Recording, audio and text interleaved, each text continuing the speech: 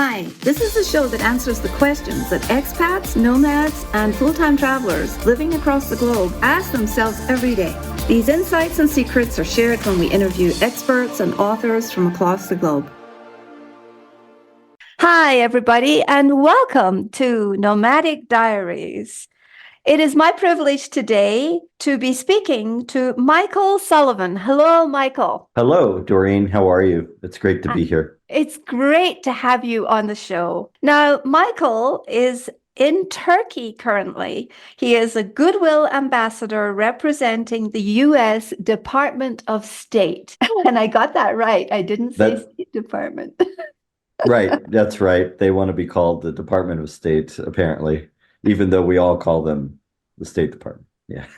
Tell us about being a Goodwill Ambassador representing the U.S. nowadays. Oh, wow. It's otherworldly in the sense that some of our events get canceled because of protests and different things. I'm in the Middle East, so obviously there's a lot of strong feelings about what's going on in Israel right now. So that impacts us all in some way, shape, or form. But it does also give us some opportunities to be a Goodwill Ambassador, to demonstrate that Americans are indeed good people and we're here to help. I've always been a huge believer that as an expat, I had another hat that I had to wear, and that was civilian ambassador or civilian diplomat. And so what do you do there exactly, Michael? I'm an English language expert, so I work with a university. My primary duties are to teach English, basically, to pre-service English language teachers. And then I also engage in other projects, whether it be teacher training, professional development, or working alongside of some of our projects that include marginalized groups of people, things like that, things that the U.S. mission here in Turkey is affiliated with. Yes, So we basically work underneath the U.S. ambassador here in Turkey for 10 months. It's a 10-month fellowship. Excellent. Well, this is fascinating. So you are uniquely suited to this job because of your birth, your background, your experience. Could you share a little bit with the audience and our listeners about why you're uniquely suited to this position? Sure, indeed.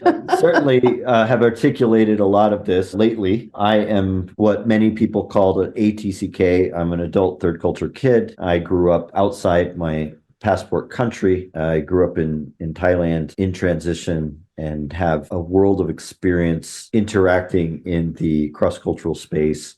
And thus, of course, landing here in the same capacity, I bring a lot of awareness and skill sets to this intercultural work that we're doing with Turkish people and beyond. So I'm certainly in the right place. So tell me, that brings a couple of questions to mind. Can you tell us something about these skill sets that you currently embody and that you talked about on your podcast about third culture kids? Yeah, that's right. And thank you for the spotlight there on my podcast. I am a podcaster and I do have a podcast about third culture kids. Of course, some of the skill sets that we possess are definitely be bridge building in the sense that we are extremely diplomatic in a cross-cultural sphere. So we have awareness that other people may not have. Where some people feel awkward, we feel at home being between two cultures. So when, for instance, interacting with people trying to learn our language, we can certainly empathize with them in a way that brings more understanding in terms of learning another language. Also, another skill set would be potentially empathy, where we can put ourselves into other people's shoes very quickly. As TCKs, we often are accused of being chameleons, where we try to fit into different contexts, different environments, and that also allows us to put ourselves in other people's shoes. Excellent. So I haven't heard this explained quite so succinctly in a while. You just said some people feel awkward. We feel at home and we feel at home. Could you speak a little bit more to the living in between situation of the place where we feel at home? Yeah, it feels a bit strange to say that, but because we've spent formative years of our life in between, we're used to it. So some places we don't feel at home would be in a context where we are around people that look a lot like us, sound like us, but aren't us because, well, in the name, we are a third culture. So Yes. we are constantly sitting between the worlds and interpreting those worlds. And so thereby just feeling comfortable there because we don't feel comfortable in one or the other. So recently, there's been a lot of conversations in the leadership environment about soft skills and hard skills. And people are now saying that the things that we used to consider soft skills, like small talk and empathy and getting along with people and good, healthy communication, are actually now hard skills. Can you give just some sort of comment on these skills that we are able to juggle between places? Because I think it's really important to be able to articulate them. For the listener who perhaps is not one of these yet, but intends to become, or who has been one and is recovering from it, what would you say? When you mean B1, you mean B? Become a TCK or an expat or a digital global nomad, or someone who moves around and has to start creating from scratch their own third version of a third culture. Sure. One of the things that I think is important to keep in mind is to acknowledge whether you are a TCK or not. And I think that's a good place to start. So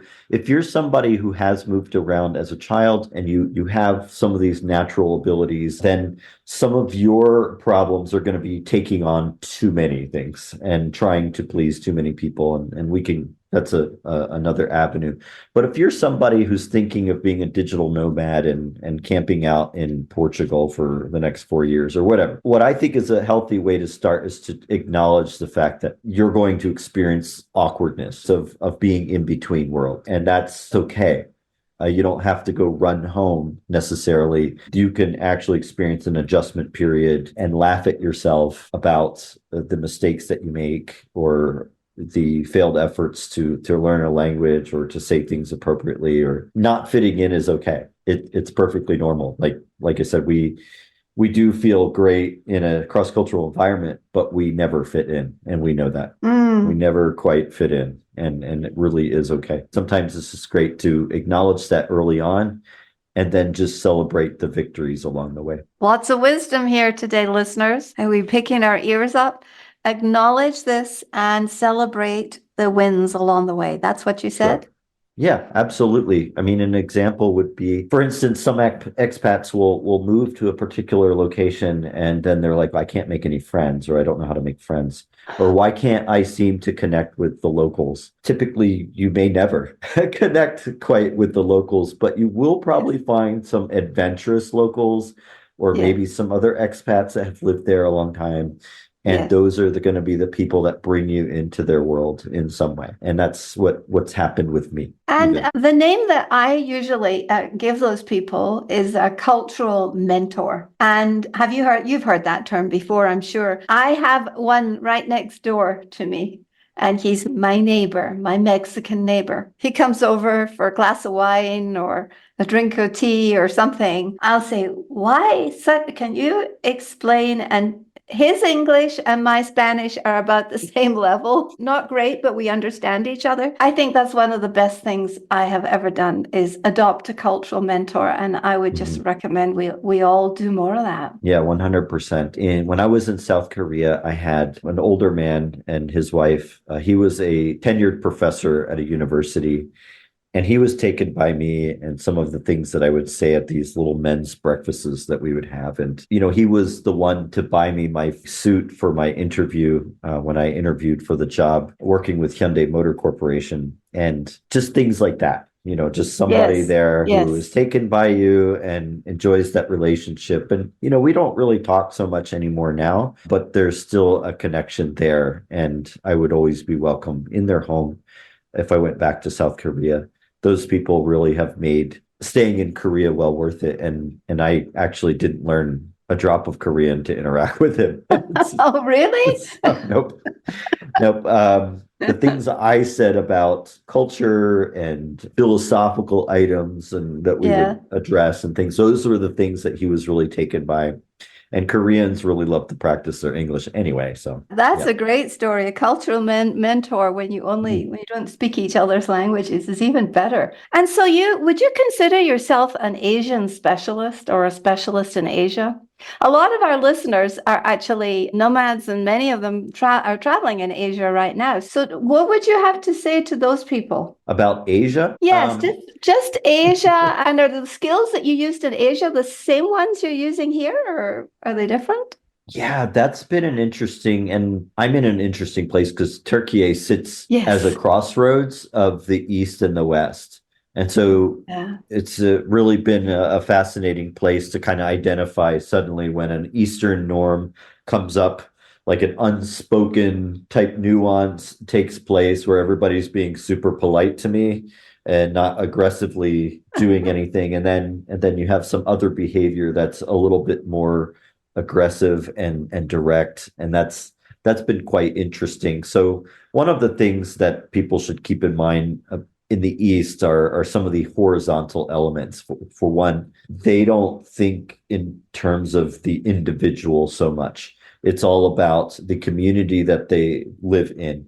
And what you will find them doing is doing whatever it takes to make everyone feel comfortable in the room. That may be at your expense. It may be Yes. at your expense or at somebody's expense to make sure the status quo is kept because they don't want to feel shame or to shame or embarrass others around them. So that is probably one of the most difficult things for people to address in Asia, whether it's Korea or Thailand. I would definitely say it's definitely the case in Thailand. And Philippines is the same in some regard, but it's a little different. and what about Japan or China? The only thing I really have to say is that don't assume making assumptions that everyone in the Far East is the same. One thing that I find to be a gross miscalculation is to make the assumptions that Chinese, Koreans, and Japanese people are the same. And first of all, they're competitors. They've been regional competitors for, Yes. I don't know, Hundreds of years. 7 times longer than the United States has existed and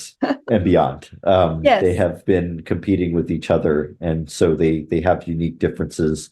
They have some things that overlap that are quite humorous, but you cannot bring up those similarities if you have No. not established a close relationship with them. You cannot Yes. breach that gap because they find each other extremely annoying. Interesting. Yeah. Now, that is a really great insight for people who perhaps Yes. have not ever heard this before. Yeah, be Because I careful know, with that. yeah, be very careful. I remember being stunned living in Japan and going to Korea to get our visa, and somebody literally stole the baby. She was 2 at that time, but they literally took her out of my arms and took her into a store to show them around people. This was in Seoul, Korea. And I was Yeah. so surprised. Now, things like that sort of things had happened in Japan, and we were in Korea to get our visa, our work visa for Japan. And I remember thinking, wow, similar, but really different. Yeah, that's interesting. That's a story I've heard in Thailand as well. Just the Yes. whole taking the baby type thing. Yes. So Well, just because of their fascination with babies and young people. And it's not, I don't think it's not meant, and it's assertive, but it's not aggressive. no. And it's just like, oh, look what I found out on the street. We have to go. So all of a sudden you are impersonalized. You become a thing rather than a person. Yeah, probably nowadays with a globalized world, you will see less of that. There's a little bit more of a status quo with foreigners coming to visit and less fascination for sure, just because of the virtue of technology and things that brought us closer, more familiar. And thank you for So, bringing that up because that incident was 30 years ago. So yeah. tell me about the evolution of the TCK world. I mean, I don't want you to write a 900-page book, which you could, but tell me about what do you see are the main changes for third culture kids over the last 20 to 30 years? I mean, strangely enough, I never would have dreamed this of being in a position to talk about it at this point, but because of the podcast, I've had a lot of intergenerational discussions and wonderful calls. I mean, I just got done talking to a super 22-year-old young lady from Madagascar, and she's interning with TCK Training, Tanya Crossman and Lauren Wells and that group. Just tremendous amount of potential, a wonderful individual. But it is pretty fascinating to see the values of Gen Z permeate the TCK world. The assumption that TCKs were all the same is not fair. You know, we see very, very different consciousness. I think one of the comforting things that I see with the next generation is just being more aware of their uniqueness as TCKs and bringing that into that realm of self-satisfaction and holistic health. And, you know, there's been a lot of aggressive fulfillment in regards to career progression and projection and figuring out where my skill sets belong so that I can live comfortably and retire. You know, I see the next generation of TCKs taking on that holistic approach where my skills can help me get involved in terms of career and being financially independent and stuff. But also, how do I stay healthy in this regard? How do I do this in a healthy way? Getting help for mental health issues are first and foremost on their minds, and they're very interested in getting answers with that and dealing with those issues. So that's what I would say is definitely a difference. It's not, I'm connected to some groups and listening to some of the old timers talk about their things, and oftentimes it's very, very different. The attitude is talking about the old days and things, and find the thoughtfulness of the next generation being pretty good. So I think you and I discussed before that my family is part of my husband is a TCK.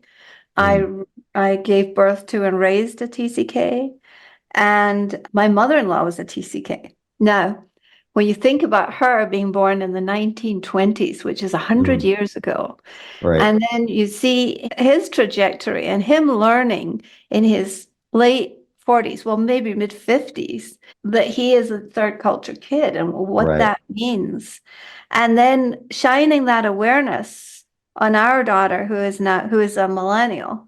She's the tail end of the millennials. And noticing that the band of awareness seems to be greater, more accepted, and more natural in each generation. I think so. I was telling this young lady tonight just how wonderful it was that she's having all these discussions and connections at 22, being able to relate to her experiences and decide on what she wants to do with them.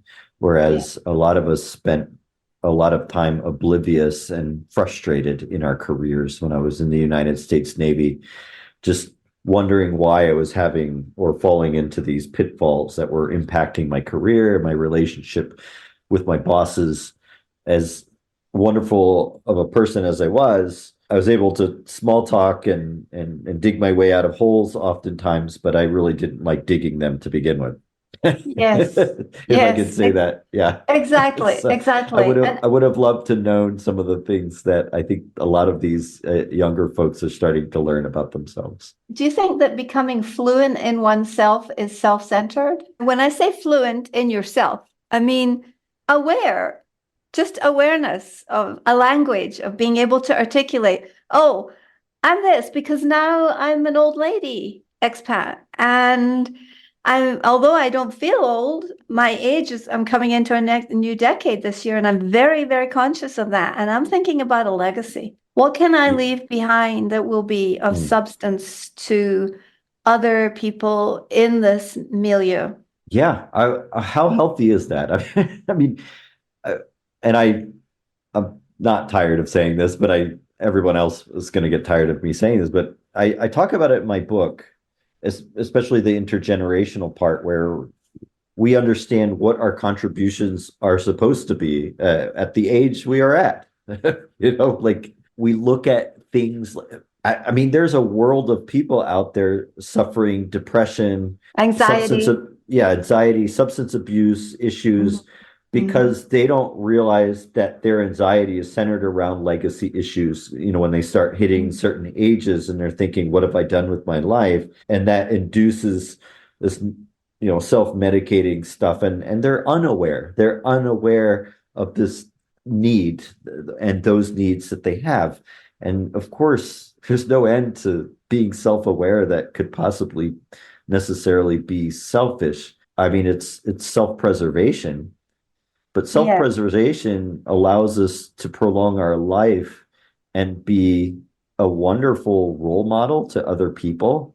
When we get the balance thing correct, we sustain a healthy operation, then that's called good leadership in my book, not self-centered. I mean, you can be self-centered, but having a sense of self-preservation and awareness of who we are and spending that valuable time figuring out who we are lends a great deal of spillover benefits to everyone that we meet and around us. I mean, one particular relationship that matters most to me is with my wife and my kids. Now, for me to stop and say, when do I get angry? What triggers do I have? And how does that happen? And what do I need to do? Has a tremendous benefit to the relationship I have with my wife and my kids. So that's just one example. When you're talking about this balance and this sense, innate sense that younger TCKs have, do you believe that's a superpower?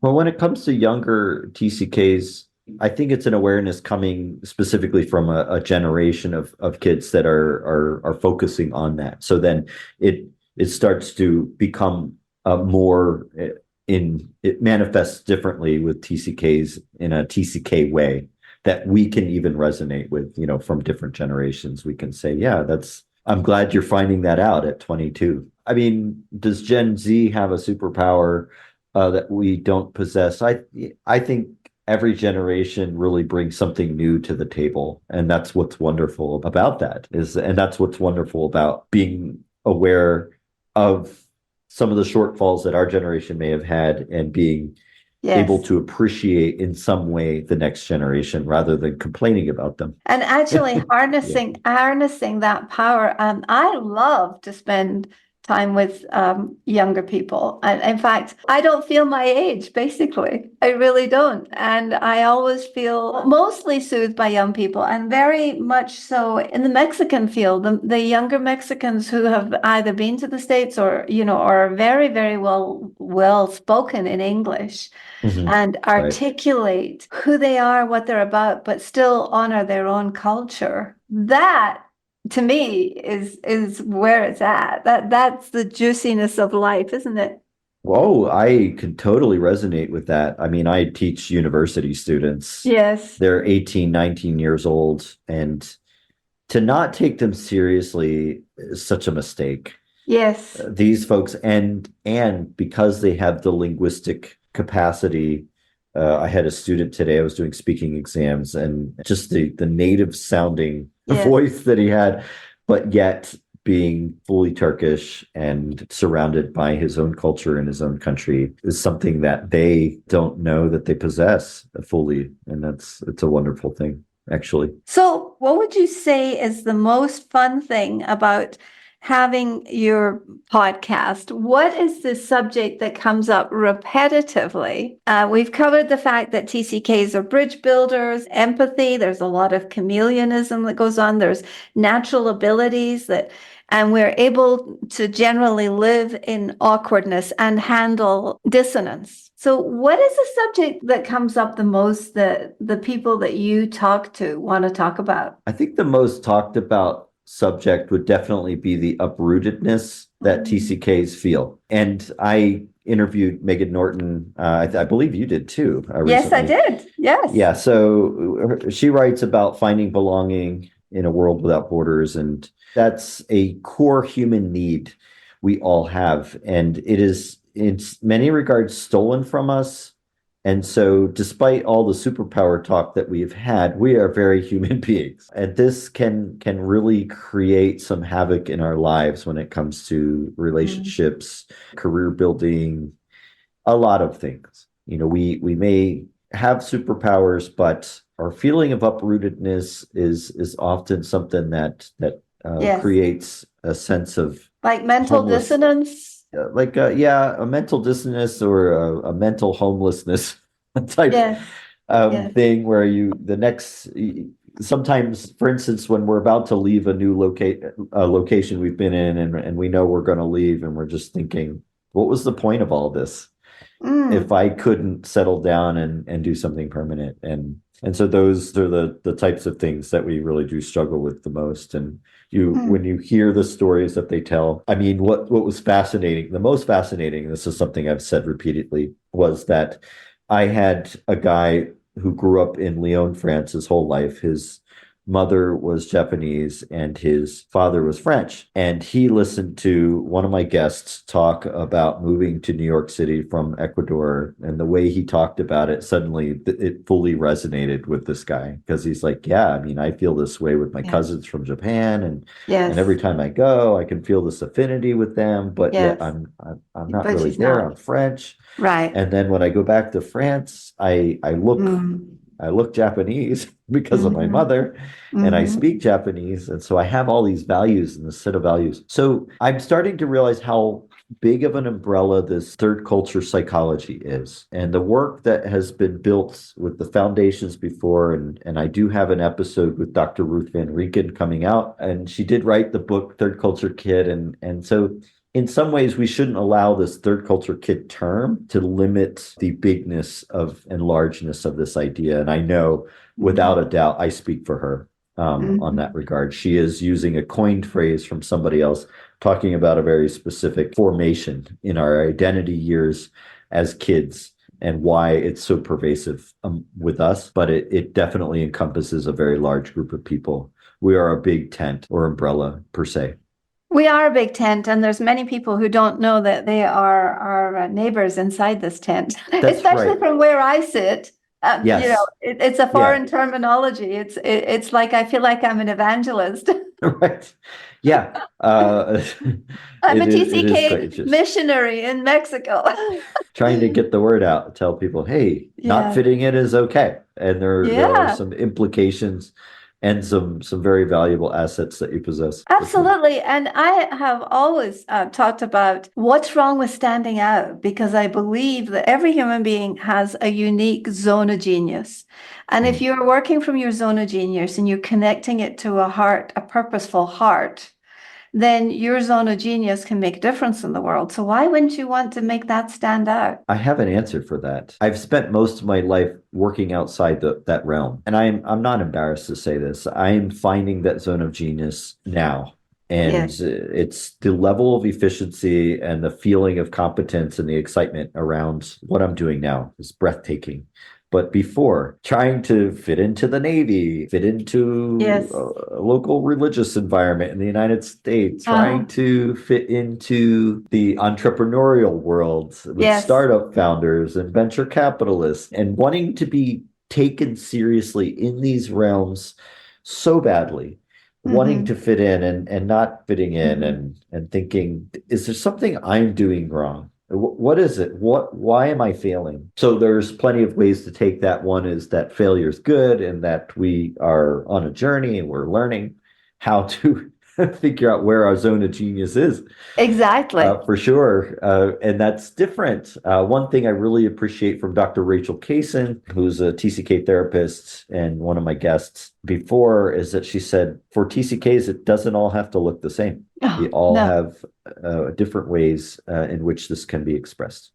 We don't all have absolutely. to be building bridges, for instance. We can be settling Yes. in and allowing our uniqueness to take place in Nebraska somewhere. It's Yes. okay. It's okay. Exactly, exactly. Yeah. And I love that. I think it's finally honoring the human. It's finally honoring that each person is an unrepeatable miracle. That's my term for it, is you are an unrepeatable miracle and there is nobody exactly like you. And so go be that. I love that. But you I know really what? do. I'm old, so it took me decades to get to that one. It I really did. suppose. Can I ask you a question? Like at your age, I mean, do you feel in some ways you're getting younger? Feel like Yes. Some I put myself in a situation very deliberately and okay, consciously with thought to be in a different country with a language that I don't speak hardly at all, with people who are very different from me. And I would say that that is one of the secrets to staying engaged and curious and like yeah. childlike. That's what I mean. Yeah, those are exactly the words I wanted to engaged, curious, Playful. the energy we have left. That's right.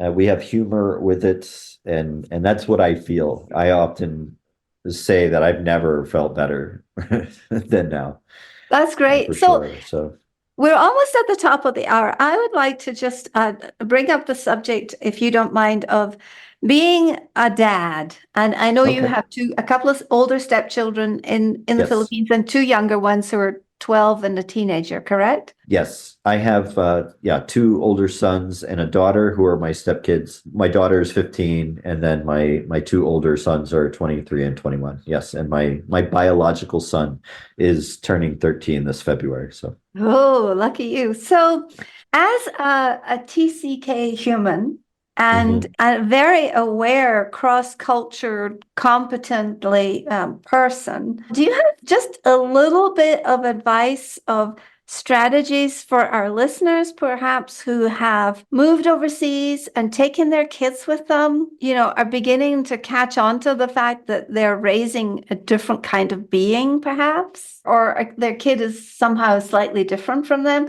Do you have a little bit of wisdom or advice for those people? Yeah, my own personal story involves not being treated well and having aloof parents who meant well, certainly loved me, certainly made adjustments on my behalf and stuff, but needed to be, I think, a little bit more plugged into the other adults in my life and how they were addressing my well-being. And Mm-hmm. I think engaged parents are not helicopter parents like they're worried about the decisions their kids are making. I would suffice to say that you should worry more about what the adults in their life are doing Mm-hmm. for your kids and how they're being treated and the accountability that is required for the professionals, the teachers, the guidance staff at international schools, for instance.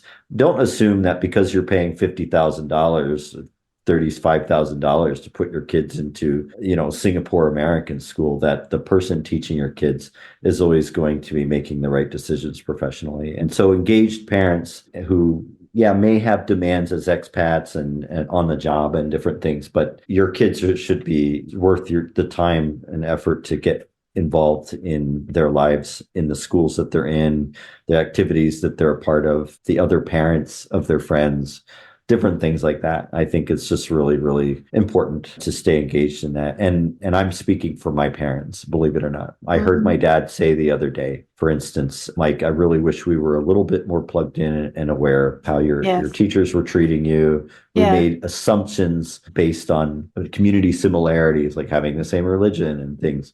That Mm. doesn't necessarily negate the responsibilities that people have. And I say that all too because I've had some then I've been looking over my son, I've been looking out for my youngest because he's exactly like me. He's very different. He's growing up in a bicultural environment, having an American dad and a Filipino mom. Yeah. And Yeah. and Right so there. we have the conversations. We have the Mm-hmm. honest and open conversations. Don't think your son, because he's 12 or your children, they're 11, 12, 13-year old, that they're not too young to have the conversations Mm-hmm. about why do people treat me differently because I have white skin or I have a different Mm-hmm. color skin. Yes. Why do they make these assumptions about me that aren't true? Why Yes. don't they understand? This is very Yeah. frustrating for a kid to have in a cross-cultural environment. So Absolutely. Especially in this day and age when we're pressured to put people in boxes. so pressured. I mean, to say that in 2024 is quite mind-blowing in the Yeah. sense that we think identity without borders, you could be whatever you want. Yet it seems as though that pressure is mounting Greater. even Yeah. more, that we put people in box. And it has a lot to do with the labels coming from Mm-hmm. psychology and these academic circles. It's like, well, Mm-hmm. I'm neurodivergent. or I am this. And it's like, well, those are great to understand, to better understand yourself, but they aren't necessarily boundaries on who you can be and who you can become in the future. Exactly. They're not limitations. They're not societies. Yeah. So, and of course, I'm writing a book on that. So tell us a bit about your book. What is the name of the book? Yeah, the name of my book, Building Bridges. Can we love and relate in a polarized world? And that's... Can we love and relate in a polarized world? Yeah. And do you give us actual strategies and ways to love and relate in the book? I just got done this conversation. I do, but does not take up the majority of the book. The book is really about my story.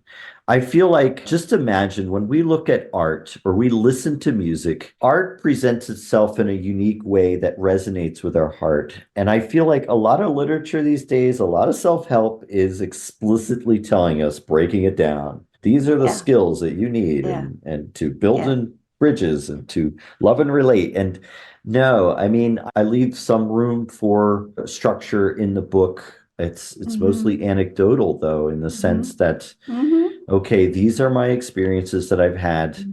Do they resonate with you? Do they not resonate with you? And I do implicitly inject things like empathy, intellectual honesty, fear, the power of fear and powers that they have over us when it comes to dealing with other people. So interesting. Thank you for giving us a little sample of the book. And we will definitely put this and the link to the book in the show notes and let you know when the episode is about to release. In closing, is there one inspirational thought that you choose to offer? Yeah, I wanted to kind of go back to that expat thing. You know, are you a TCK, not a TCK? I think with people who are considering whether or not to make a move to rewrite their life in a way, in a sense, and go experience another culture, another place, I want to say that I've been kind of jealous of people who are from one culture and have grown up there and have decided to make that move like my parents did. I still can't believe my dad did that. It had to be an act of God in some way to make this man sell all he had,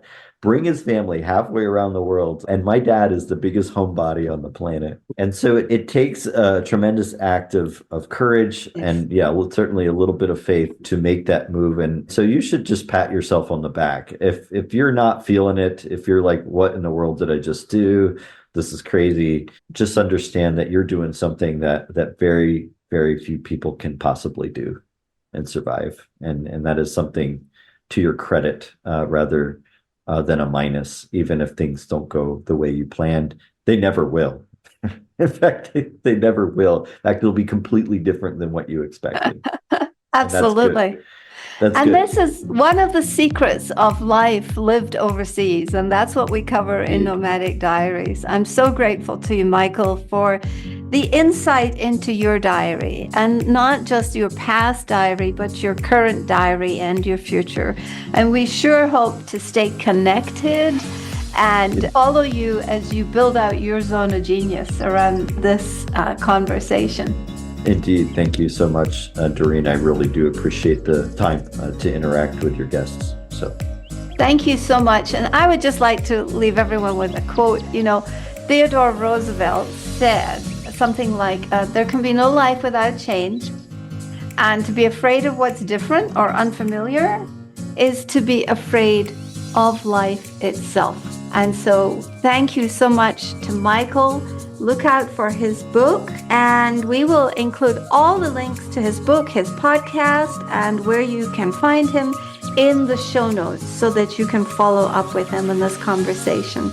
We're so grateful for you today. Thank you very much, Michael. Thank you, Doreen. Bye-bye. Bye.